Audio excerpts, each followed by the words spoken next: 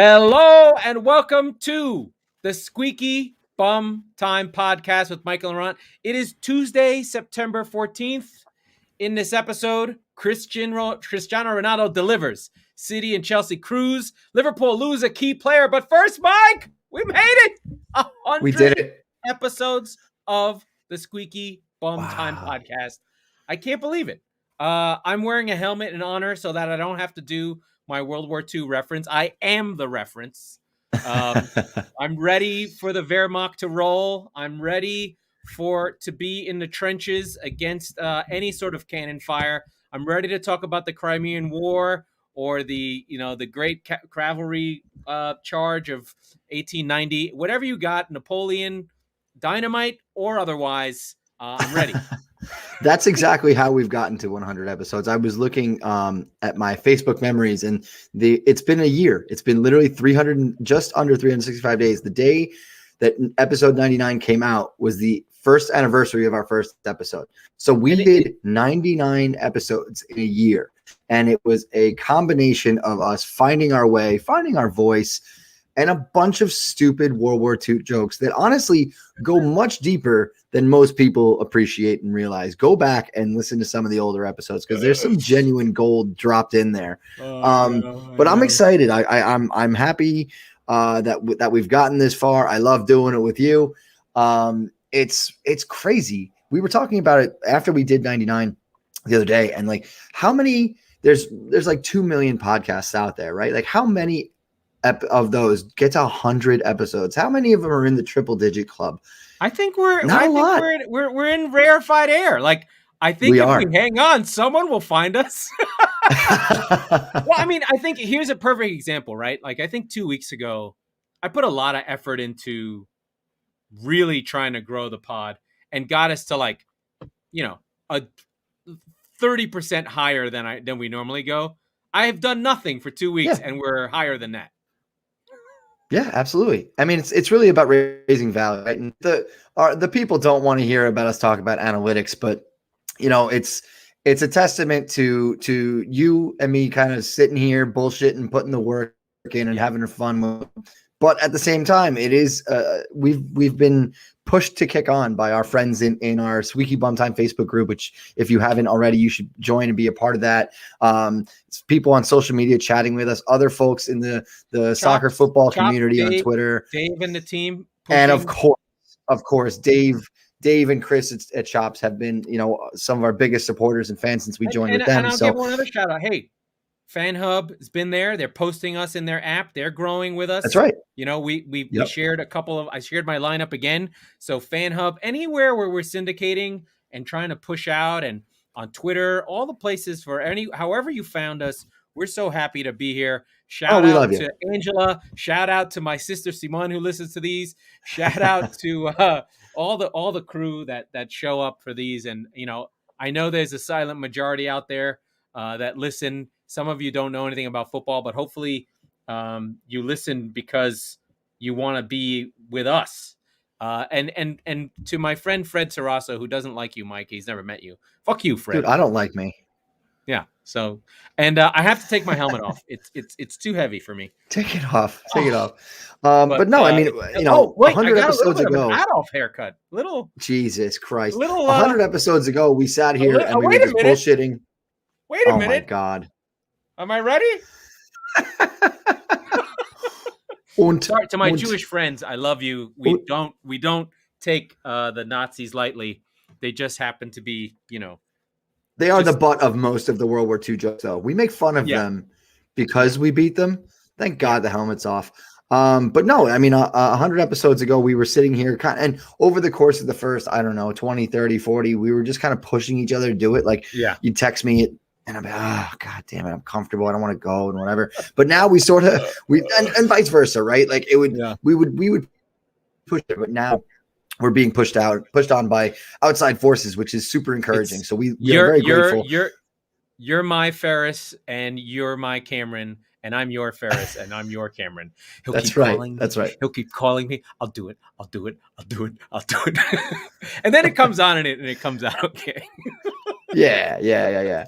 But enough loving and nice things about each other. We have to talk about the. We've got to talk about the real deal.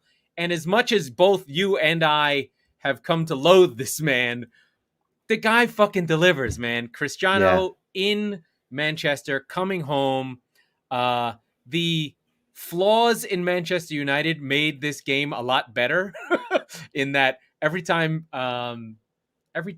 Newcastle went forward, it was like, you're going to let them just run across the field? Because Matic would just be like, oh, look, it's Alan St. Maxima. There he goes.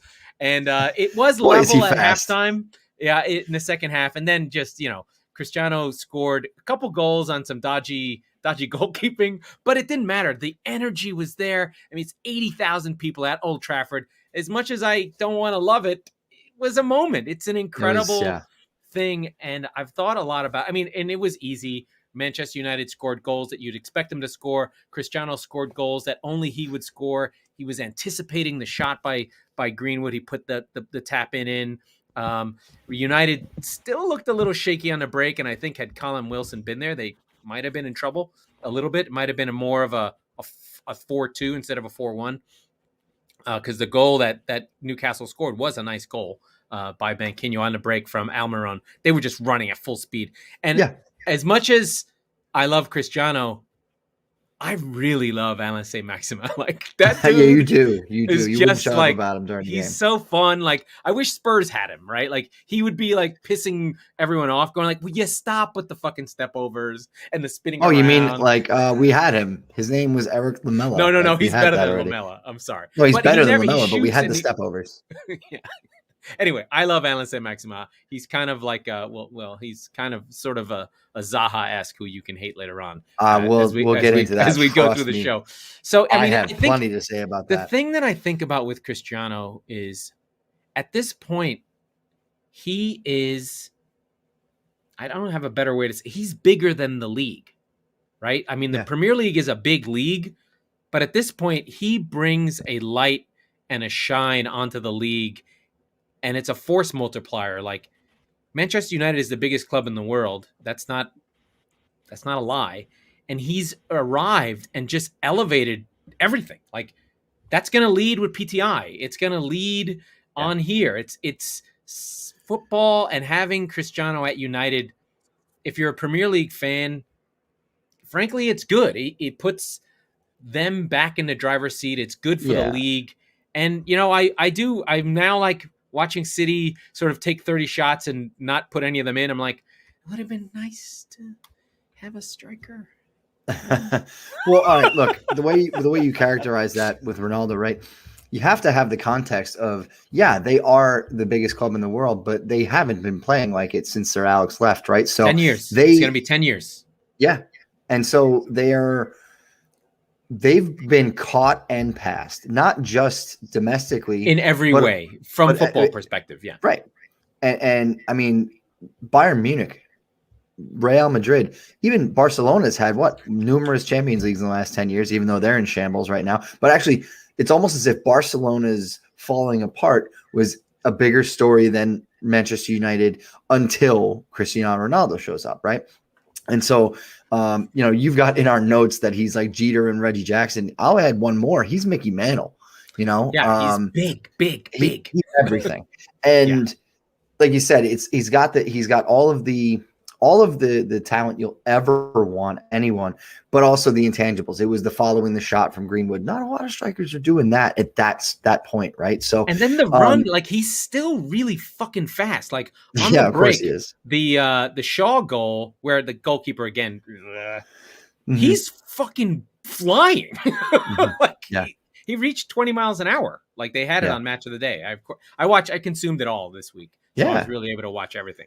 But it was it was really one of those, it's goosebump stuff. It's like, all right, I'll just separate myself from, and maybe, this is where as Americans, we can step back and sort of appreciate it without the sort of loaded stuff. Like it would be like, we wouldn't be able to do it if it was the Red Sox, but because we're sort of standing back, we can go, okay, like I hate Michael Jordan. I'll always hate him. I'll hate him forever as a Knicks fan. I don't care what he does. People might love him. He can die in a fire. Like, that's fine.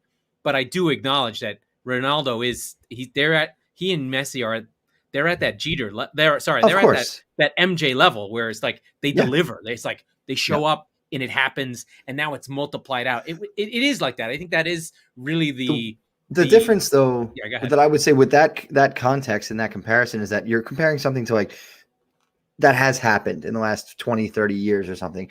I would use a slightly different, and not from a clout perspective, these are not the same thing, but what Shohei Ohtani is doing this year in baseball, right? Like, which like nobody's done in 100 years, where you're sitting there, and I'm not saying from a, like I said, he's not a name brand like a Michael Jordan, but where you sit there and you go, holy shit, he just hit 100-mile-an-hour fastball 450 feet and then struck a guy out with a 100-mile-an-hour fastball. So it's like you said, 20 miles an hour at 36 years old. He's just a physical freak of nature, and you're in awe of him while you're watching him.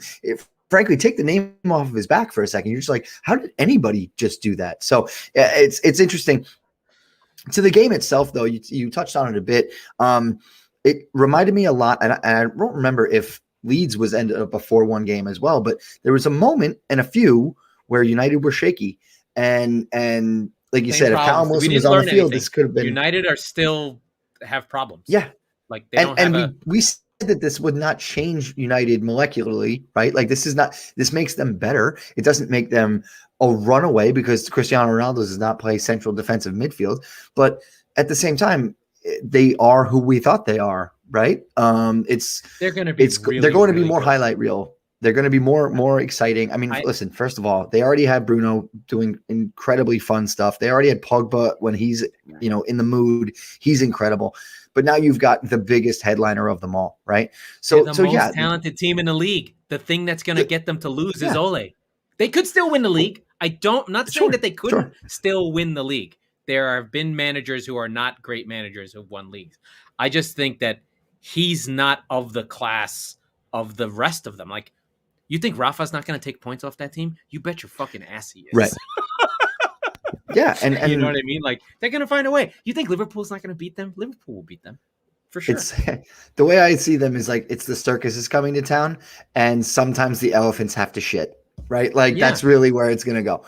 And listen, Cristiano didn't win with Juve. Juve was really, really, really good. They didn't win shit. Yeah. I'm just saying. No, I mean, he's not perfect. So, what he does is he makes Manchester United pretty close to must-watch television every week, which I'm sure they'll be on Peacock, those greedy pricks now, from NBC. But they were fun to watch from a neutral perspective. Now they're appointment television. So yeah, and we didn't have that many fun games this week. No, we didn't. That was the only one. I mean, I'll go unless through you're an Arsenal City's, fan. I'll go through City's game. We have a new Silva. We lost El Mago David Silva, but Bernardo Silva, who wanted to leave, was incredible. His connection with Grealish was incredible. He scored the only goal of the game. City cruised. City are who we think they are. It was a very City game, but again, I think one of the problems that I have with City is when they win, they're supposed to win, and when they lose, something's wrong. So City are winning without De Bruyne, without Foden. They're just cruising. Good runs all over the place. There were some defensive moments. I think Ederson got kicked in the face by Kelechi and Nacho, took a shot. But City had like 30 shots. Clydesdale in the face, huh?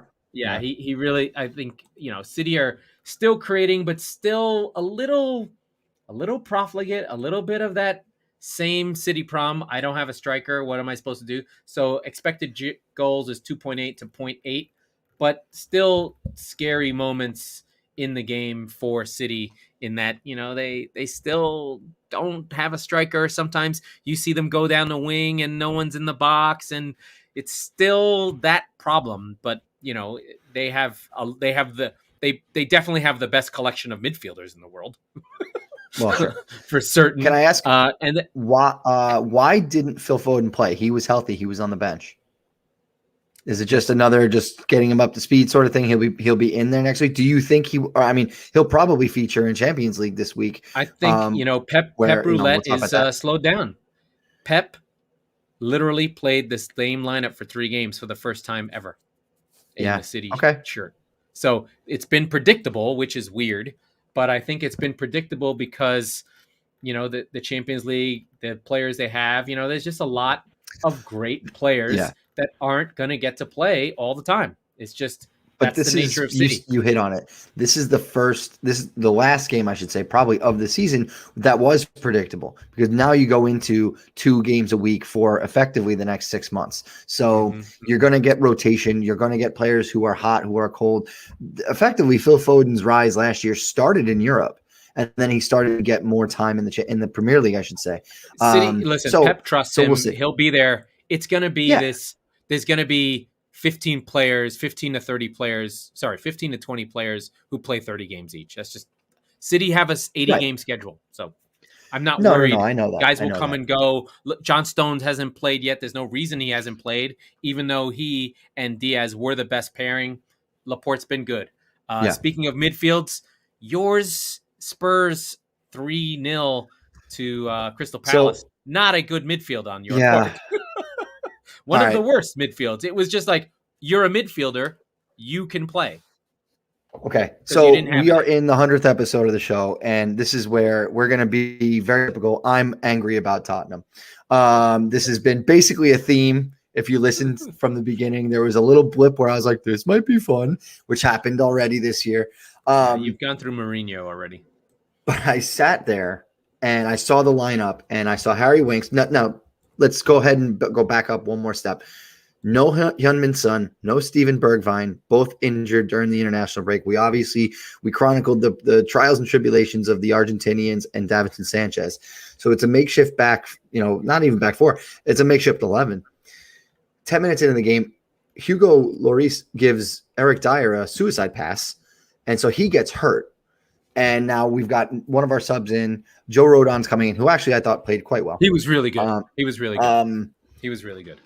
But the problem I had with the lineup when I saw it is Harry Winks is in the midfield with Højbjerg and with Dele Alli. I'm sorry, Dele Alli was up front, but he was bad. He was non-existent.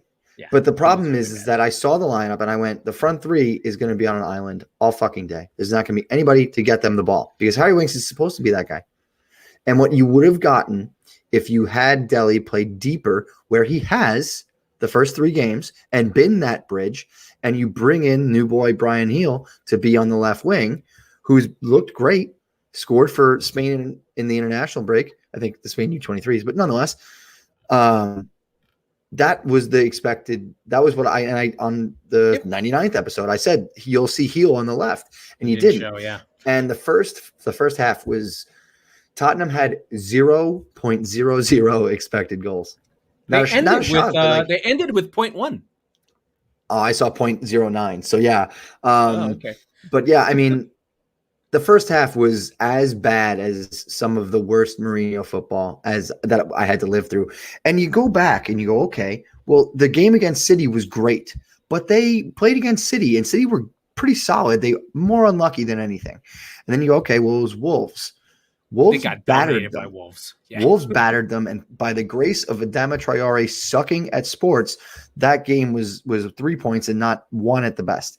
And then Watford, you really should have taken it to Watford. Granted, there were some good saves late on. It probably could have been 2, maybe 3-0, but it only ended up 1 with a shit goal on a set piece that basically went in by accident. Mm-hmm. So you went into the international break sort of on a pretty flimsy. Points. Yeah, and a flimsy. You got points, but on a flimsy 3-game win streak. Couple that with a really rough international break, as I already mentioned. You come back, you don't have the depth to be able to really fire on all cylinders, but it's Palace. And I did say that Selhurst Park is a tough place for them to play, and I didn't like them going into it. Yeah, but there was no intent, no interest. Yeah, I watched the whole game. Palace were fucking awesome. Didn't I say they play Spurs well? So good. They always play Spurs well at home. Was so good. But to be fair, they were at Spurs, but it's the Davis handball that really fucking kills. Well, it was the red card. The red card. But there was some good shithousery that the Jaffet Tanganga pushes. By the way, really, I liked his spirit, honestly. Well, 10 seconds earlier than that, what happens is that Lucas goes down 50 yards away, and they don't kick the ball out. They go flying down the wing. And Tanganga's like, how fucking dare you? Takes Zaha and throws him like a rag doll, which I got to tell you. But you've got to be able to play. It was cool. I liked it as well. But you've got to accept that can happen, and you have to be within yourself. Fine. Like, you have if the ref doesn't blow, the ref doesn't blow. You still have to defend. You can yell after, right? That's fine. There's other ways to do it. I think it's because he was caught flat-footed and Zaha was going to beat him. But nonetheless, well Zaha's going to beat anybody. But nonetheless, you're on a yellow card now. I get it. He got in his face, and Zaha did grab him by the throat. There's pictures of that. So how Zaha didn't get sent off right there is ridiculous. Well, he could have got sent off too. He fucking shoved him in the face and then headbutted. You know what? I mean, either of them could have. Take them both. That's a win I would take. But for sure, it's like the coincidental minors but they got in the 2 yellows. Fine, it goes. But on. that's the thing is that Jeff, you got to stay on your feet. Zaha was great. It wasn't a really bad challenge, but it was a yellow. I mean, it just was, especially after he lost the ball. And then my guy Odson Edouard comes on and boom, boom, 2 goals.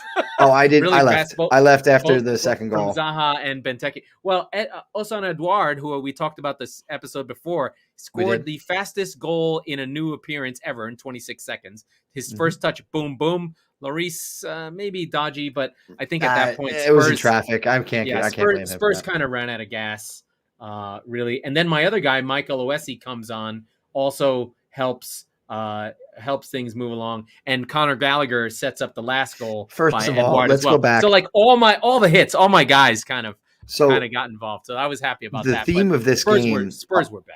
We'll talk about our best bets or not so much in a second, but all I kept thinking was, man, I wish I had a Conor Gallagher shots, not shots on goal, because he was feeling it. He got the ball within 30 yards and he was like, I'm going. You could tell that it was a Chelsea youth player playing against a team he was born and bred to hate. And he was like, I'm going to beat these motherfuckers. And honestly, he was phenomenal. He was good at West Brom last year. There was some flavor. There was some flavor to it. He was standing over free kicks, kind of like licking his lips a little bit. Like he was feeling it. And it was yet another example of where Spurs went wrong in the transfer market. I'm not saying they should have bought Conor Gallagher. What I'm saying is we had nothing in the midfield to be the bridge between, basically the midfield 3 and the front 3. Isn't Nuno supposed to be like a man manager? Like they spent all this time worrying about Harry Kane. They should have been spending time trying to get your guy back on side. Like, who's your midfielder? Look, Tanguy Ndombele. The problem is that does he just want to leave? He got pissed because we sold his 2 best friends who suck, Sissoko and Aurier, or we got rid of one of them. They got rid of all the French guys. I got you. Yeah, and he's just so moody. He's one of these new age players that's the most talented player in the room when he wants to be, but that's the key phrase. He only wants to be about 10% of the time. Yeah, it's incredible. I've seen him completely dominate games for the first 45 minutes and coming right out after halftime. Mourinho does in All or Nothing. Mourinho does identify Sissoko as a leader, as a guy who connects the French players together. Of course, because he was right to think that he was not, his leadership, shall we say, was not worth what we were paying him per week on wages alone. But that's why we sold him for $2 million just to get his wage packet off the books. But he brought Ndombele along for a while there, because even in the early quarantine parts, like Mourinho was, there have been multiple sit down conversations with Tanguy Ndombele, your record signing. And again, on talent alone, the signing is justified. But this kid just sits there and just pouts. Are you fucking kidding me? And so what you're telling me, I mean, and I hope that this is the tone that Paratici and Levy had with him in their latest sit down with him. But effectively, we're not going to sell you because we know you are so much more valuable than we would get for you right now. We would sell you for $20 million to Barcelona, let's say, or to somebody in the German league, or actually realistically in the French league, right? He would go back to France for $20 million, and you would light it up for them, and that would haunt us. Yeah. So A, you're a distressed asset. We're not going to sell you. We're not going to sell low on you. But B, if you do that somewhere else, like you've basically flamed out in your first big stage. It happens. If you do that again, your career is fucking over, kid. So I hope that they were like, they scared him into being like, hey, listen, bud. If you just piss off, then at this point, it's already a distressed asset. We don't care. We'll lose another 5 million, 10 million on the price, and you'll go somewhere else, and we won't care at that point. But you're not. You think they're going to sign you for the wages you're on now? No chance. Are you concerned? Like, I know narrative shifts really fast, and we talked about the sort of difficult results, but you were getting results. Are you worried now for a Spurs sort of decline without Son, without Bergwijn, where Kane is on his happening. own? I'm not concerned about it. No, but I'm saying, like, are you afraid of Arsenal, for instance, right? Arsenal got their first win. They put on 32 shots on Norwich. Is it because of Norwich? Maybe. I lost my bet on them. I don't think Norwich even created anything. Ramsdale now takes over for Leno. He only had to make one save, but 32 shots. That's the most shots that Arsenal have taken on an opponent since 2017. So that is a big thing. And Arsenal are getting their players back, and this is the game we expected. Now the next one is Burnley, right? We were talking about, okay, get your wins. They needed 10 out of the next. Yeah. They needed 10 points from the next 5. 15, right? 15 points. Well, hold on. You asked me if I'm worried about Spurs. The answer is no, because I already see it coming. We're starting the Europa Conference League. I honestly don't know what quality of team is going to play in that. I don't want a good quality of team, obviously. We drew Wolves in the Carabao Cup. So the next you could lose that 3 weeks, Rennes, Chelsea, Wolves back at the Molineux, Arsenal away, another Conference League game at home, thankfully, and then Aston Villa right before the October international break, right? And so we're not going to have the Argentinian group and Davinson Sanchez before the Chelsea match. Okay. So that's going to get ugly. That's going to suck. Do you want Chris Wilder as your coach? No, I'm not going to go full Nuno out, but are you ready for Graham Potter? Jesus.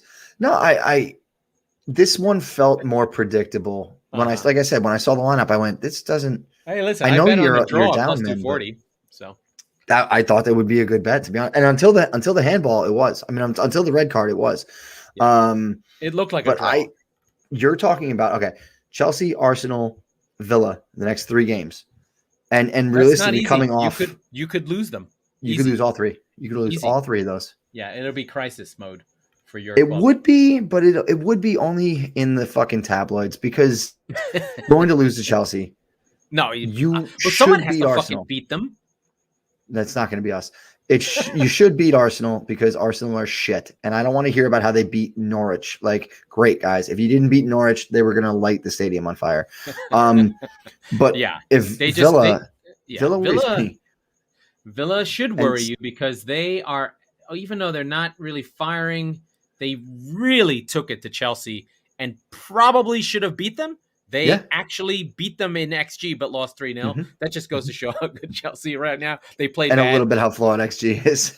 Yeah, but yeah. Well, I mean, Ollie Watkins missed like open shots, and you knew they were in trouble once that happened. Oh, who had the assist? Here's a good piece of news. They're doing an investigation into sectarian slurs against McGinn. So we've got some Irish Protestant stuff, a little old school. Interesting. Little old firm derby. So apparently someone was yelling, I don't know, calling him a proddy. I don't even know what the fuck that's. That's like we talk about racism, and that's fine. Kick out racism. How do you know who's the Catholic and who isn't? This has always been my thing with the fucking Irish and the Scots. Like, what is the fucking sign? He's wearing a fucking cross, or does he live over there where they walk around with fucking crosses all the time? Like, who knows who's an Irishman? They all Irish. What are you talking about? Where's this sectarian flag? Or in Bosnia and Herzegovina, how do you know who's a Muslim and who isn't? You just know? You're like, are you? And you just kill them? Oh, don't wear that funny fucking hat. Like, what are you doing? What's your name? Mohammed. Bing, pow. Oh, what's your name? Patrick. Bing, pow. Like this. My name is John. Okay, John. Ooh, John could go either way. Welcome, John the Episcopalian. Okay, John McGinn. Right. Like, what the hell? John the Baptist. Anyway. Yeah. No, not the. No Baptist. No. Just don't put Jesus Baptist on the cross. Right. right? I think that's the big thing. The Protestants don't actually put Jesus. I don't. I couldn't tell you. They don't teach you the differences in Catholic school because they don't want to give you the idea of like, hey, they might have a better idea over there. I'm like, what about the Lutherans? They're like, no, fuck the Lutherans. I'm like, why? I don't even know where this stuff comes from. But sectarian violence, the FA is going to check that one out. They're going to check our show out. No, but I think I asked one time, I was like, oh, so one guy had a problem with a bunch of the stuff that the church was doing, sort of illegally and kind of, really pretty shady shit. So he made a list of all the things that he doesn't like that they're doing, and he nailed it to the front of the church.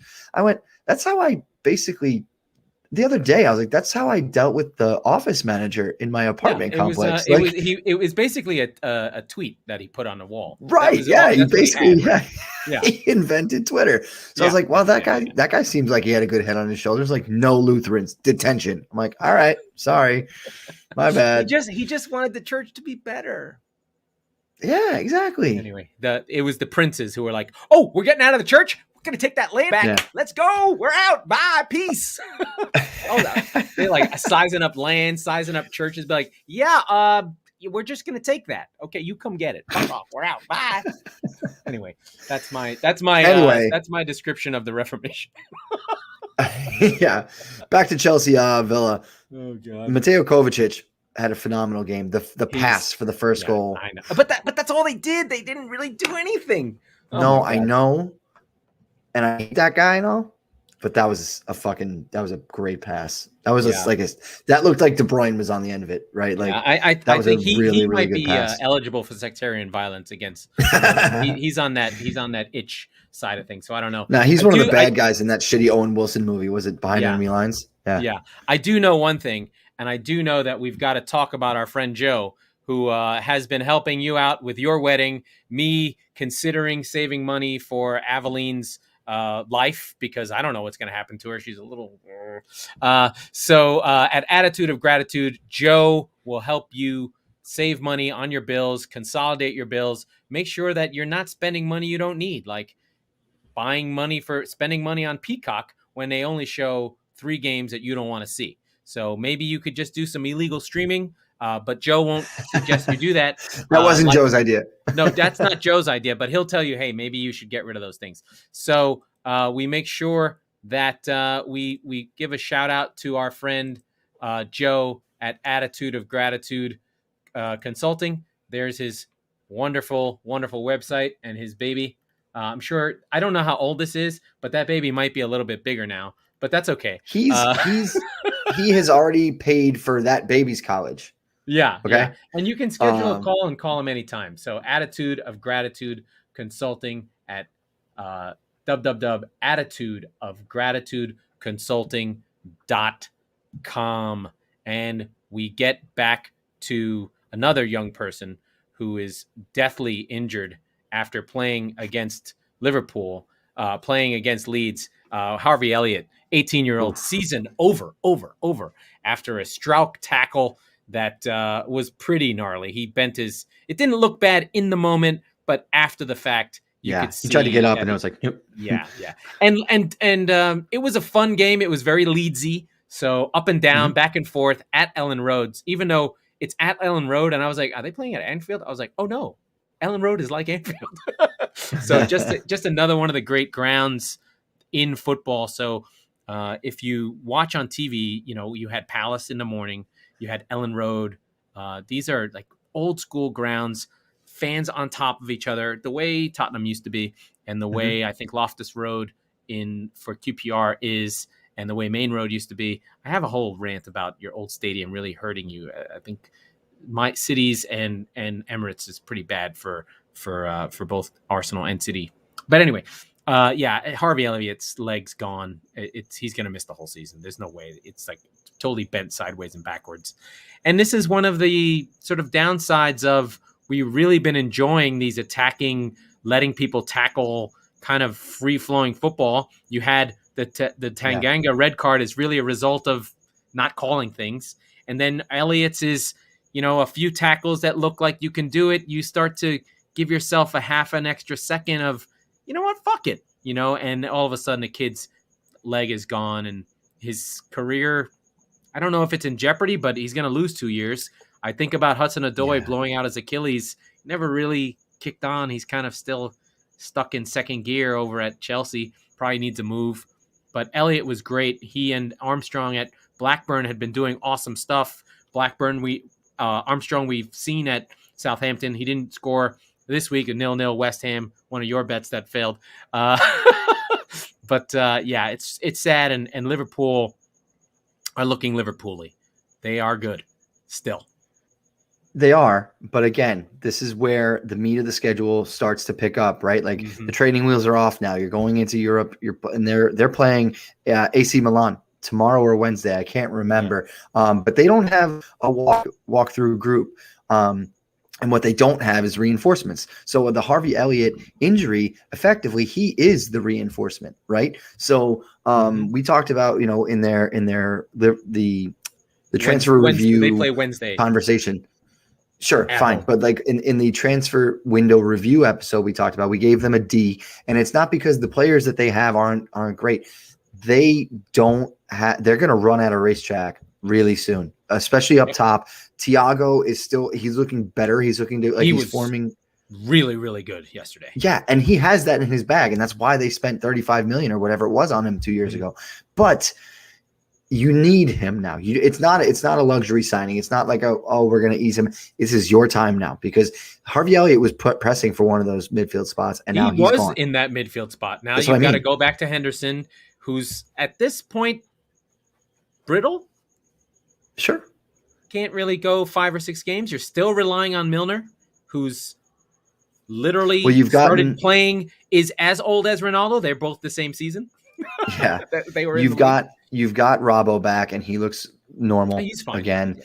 And the interesting thing to me is that once you reinstalled Van Dijk in the lineup, and this is predictable, but everything sort of went back to normal. And normal is Trent Alexander-Arnold being the best right back in England. So that happened. He doesn't have to defend, right? He doesn't have to. He doesn't get exposed.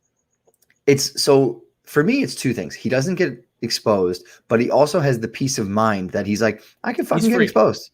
Yeah, I'm fine. Like, whatever. And so what that does is that frees his creativity up, which I think was the main thing that was missing for him last year, where he's not afraid anymore, right? Well, the other piece was everything got shifted 10 yards further back, right? Like they couldn't press high, so they weren't winning the ball high up. So their defense, so they were going against set defenses, right? It was like they were a team that was relying on turnovers, or a pressing hockey team or something like that. And they were getting those turnovers 15 yards further back. And that was the difference, because Salah can run, but he has to run 40 yards instead of 20. And it's more chaotic. So they're less chaotic. Those deeper crosses for Alexander-Arnold are now within range, and they'll just kick on. I'm still scared. I think they will. And I think actually they're thin, but one thing that should help them is, frankly, the state of the world and the state of Africa, because I don't know if AFCON's going to happen. Right? Yeah. There's a month that they'll lose their guys. Between COVID and between fucking civil wars in countries and shit, if Mane and Salah, either the countries don't participate, the things happen, they choose not to go, whatever it might be, those players might not miss that amount of time. Keita too is also, and Keita too captain as well, of his country that just had a fucking coup. Right, so we talked about that. I don't know if he's going to want to go. But they feel enormous sense of pride. It's different. Oh no, of course they do. We don't get it. It's the same thing as the Argentinians. Although the Salah with Egypt is a little bit. There's something fishy there. He's not happy. He's a pissy bitch. There's something a little bit weird. But yes, there is a tremendous amount of pride. You're right. And like you said, we saw it with the Argentinians and the Brazilians to some extent. Oh, by the way, the Brazilians were allowed to play for Chelsea and Liverpool this weekend.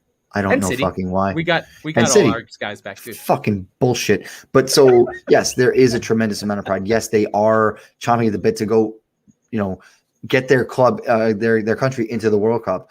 Although and win Villa did not have Martinez and Buendia. Right. So the Argentinians, I don't know what the ruling was on that. It's weird. Made up as they go along. But if they don't go anyway, if Mane and Keita and Salah don't go, that's how many points would you put on that for Liverpool? 6, 10, 6, right? Maybe they drop 2. So, maybe they draw some. Right. So, I mean, it's a huge difference. And Jota's been good for them. Don't get me wrong, but like when How you he take, gets all those headers is beyond me. He's yeah, incredible at it. yeah, he's great. He's like Cristiano, except he's half the size. Yeah, yeah. Anyway, so we had any other games you want to touch on? I mean, I guess we can touch on our best bets, but I was gonna say, yeah. Let's talk about that segues into Brentford and Brighton. This was Oh, you mine. want me? Yeah, we'll go. I'll go first. No. Yeah, you go first. Go ahead. Yeah. So West Ham let me down more than my eventual children. They had control of the game and they just couldn't get a winner. Antonio got sent off late, which I did not see that. I turned it off by then. It was 2 yellows. It was not. Yeah. Villa was kind of a shot in the dark because I gave Laurent my third one with Wolves, which actually hit, by the way. We went 1-5 this week, and Wolves was the only win. So whatever. I needed a third one, and I said, fuck it. Villa by less than 2, or I guess Chelsea by less than 2. And that didn't come to fruition. I felt really strongly though about Brighton Brentford, and it didn't happen. They're totally good defenses. And I feel like, but the funny thing is that Ivan Toney could have had 2 assists in the first half. I know. And Bueno was just terrible. And bad. So, yeah.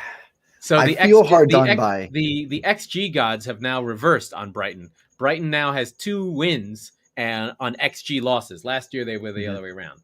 So it's all evening out in the wash.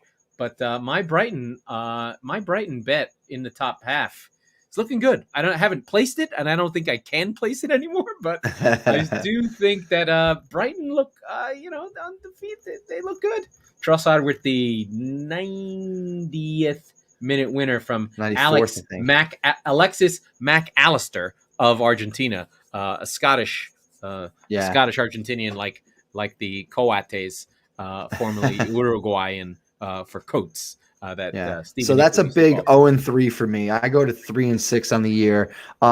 As a fun little nugget as well, I got my shit kicked in college football as well. Usually I do decently in college football, 50-60% win percentage, maybe a little higher if I'm feeling good. Ooh, Minnesota killed me. It was not good. It was not the good. Golden Gophers for our European fans. They're playing Miami, Ohio. They're up 21-3 at halftime. They decided to not run the ball the entire third quarter, and they ended up winning the game, but not by nearly enough. So them's the breaks, right? And so I will go through mine. I did not get to bet. I forgot to put them through, but I would have won on Wolves money line. That would seem like a no-brainer. I took the long shot on Crystal Palace money line plus 525. It seemed reasonable. They only lost 1-0. They could have won. And then Crystal Palace Tottenham draw was edging that way until, like we said, Tanganga got himself sent off. And I think Spurs were playing for a draw from like the 15th minute. Yeah. There was not from much the going lineups forward. I wonder if Nuno does Nuno know? I don't know. We're not sure. We may have to change our shirt to like does Nuno know? I posted that shirt in a Tottenham Facebook group with a couple thousand folks in it, and before the game. Well. Yeah. Before the game, there were like a couple people like, "Oh, this is kind of cool," and then I got absolutely barbecued after the game. So I was like, I made the fucking decisions or some shit, you know? Yeah. So in these last 5 minutes, we do have the Champions League coming again. So when we I just want to sort of frame this. We are a Premier League focused podcast, you with Spurs and me with City, but we cover this Champions League from the English perspective, following our clubs. Now, Spurs not in the Champions League for the second time in the last 6 or 7 years, but City do play. City do play Leipzig. I'm afraid of Leipzig. I'm always afraid of weird German teams that have Jesse Marsch as their coach, because I was afraid of them when he was the coach at Red Bull New York when I was a NYCFC fan. And then City have, like we said, Liverpool on Wednesday at home, so that's not as bad. And the genius people at the UEFA, of course, putting PSG, Milan, Liverpool, City, and Ajax all at the same time. So good job by you not staggering 4 of the biggest clubs. Well, I'm not even. Well, they always do that, Ajax, though, right? Like Milan, Liverpool are literally 4 of the royalties of football in history. Yes, they do it all the time. It's still stupid. Like they're leaving money on the table, right? You're right. We talk about this kind of stuff all the time, right? Like, would the NFL put all their fucking games on at the same time? No, they would not. The only thing that I think that they should do is keep the groups running simultaneously. Okay, fine. So if right, like if Liverpool, and I'm not looking at the groups right now, but if team A and B are playing and team C and D in that group, they should not have prior knowledge of the other game. Those should be simultaneous. I understand. Those should be simultaneous the whole way. They do have early games, right? They do have a well, it's because of the time differences. Right, that's right. But they could put 3 time slots, right? Instead, they only put realistically, it's 1 time slot. It's just whatever time slot that falls in that locality, essentially. No. Like, they this is new. They do have a early game, so that normally they're at 8 p.m. European time, but they do have an early starting sort of 5 p.m. game now. There's a 9:45 a.m. West Coast, so United will get the solo slot against Red Bull Salzburg with Sevilla. Shit, they're gonna put that game on early so that United get the fucking rating there on Tuesday. And then tomorrow, the big game is Barca versus Bayern. Although I don't think Barcelona are they're no longer a super club. They're on equal footing with Sevilla. This is a not in the face game for Barcelona. Not in the face for Barcelona. Yeah, they're gonna get beat. Like they could get beat badly. Mm-hmm. Right. So and then I'm curious. Let's see. Is there a way that Barca doesn't make it out of this group? Hold on. Sure. Hold on. Easy. They're not good. Can Benfica beat Barcelona? Can Kiev tie them and take a point off of them for Benfica to sneak through? I don't know enough about what Benfica are up to. I don't know a fucking thing about them. What I do know is Kiev is not a nice place in the winter. No. Okay. But they're not the good team out of that area, right? It's Shakhtar. That's the good one. It doesn't matter. You're playing General Winter. Let's see. November 2nd, Kiev, Barcelona in Kiev. That's not going to be a pleasant afternoon for Barcelona. Well, first of all, there's a current occupation by the Russian government of Crimea. I don't care what you say. It's not your fucking country, you scumbag fucking Russians. And that's right. Quid pro quo. Quid pro quo. Put the helmet back on. We did ask for fucking shit from you. Trump did ask for extra stuff, and that's okay. You should have given him Hunter Biden stuff because it would have been more interesting and the world would have lost its mind. Okay. Yeah. All right. So Ukraine is not weak. It's been discussed on Seinfeld many times, but we're getting close to time, my friend. Is there anything else we want to discuss, talk about, set up for Thursday? We'll probably have to go through the results if anything interesting happens from the Champions League. Yeah, we can go through them quickly. We will do our previews and our best bets for Thursday. I got to start looking at these lines a little bit sooner. I am definitely going to take Burnley to fucking kick the teeth out of Arsenal. I'm just going to keep betting against Arsenal until they lose just because I'm rooting for Schadenfreude. But Burnley are bad. They're looking very long in the tooth at this point. Yeah. So I guess for the El Dicharino. El Ducherino. Yeah. Did you see Mourinho running down the sideline at Roma? No, I don't want to. I hate him. My beloved Salernitana got boat raced again.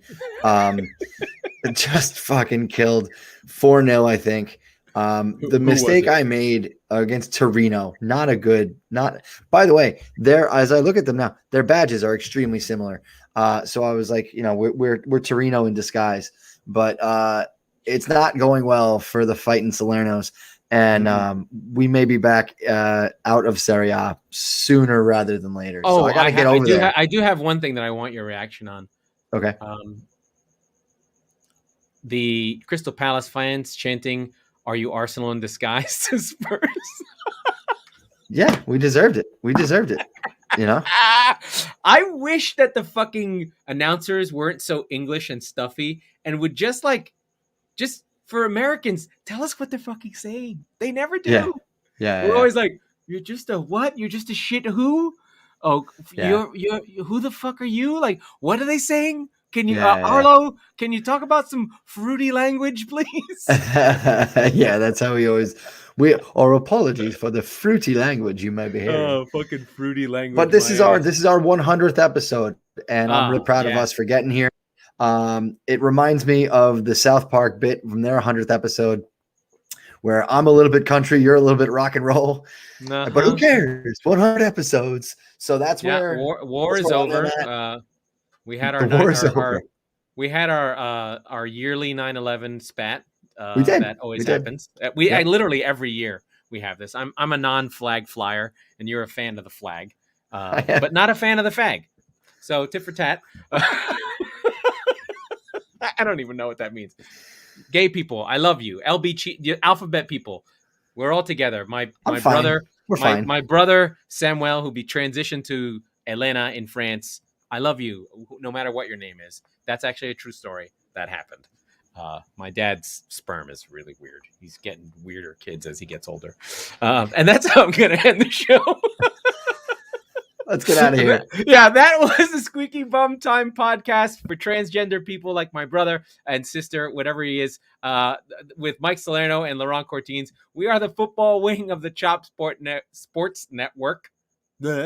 We record on Tuesdays and Fridays, so be sure to subscribe wherever you get your podcast so you never miss an episode. And if you're listening on Apple or Spotify or whatever, please rate and review the show. It makes a huge difference for the show. We love everyone. We're happy to have everyone. Thank you for listening to at least one of our 100 episodes. And hopefully we don't get canceled.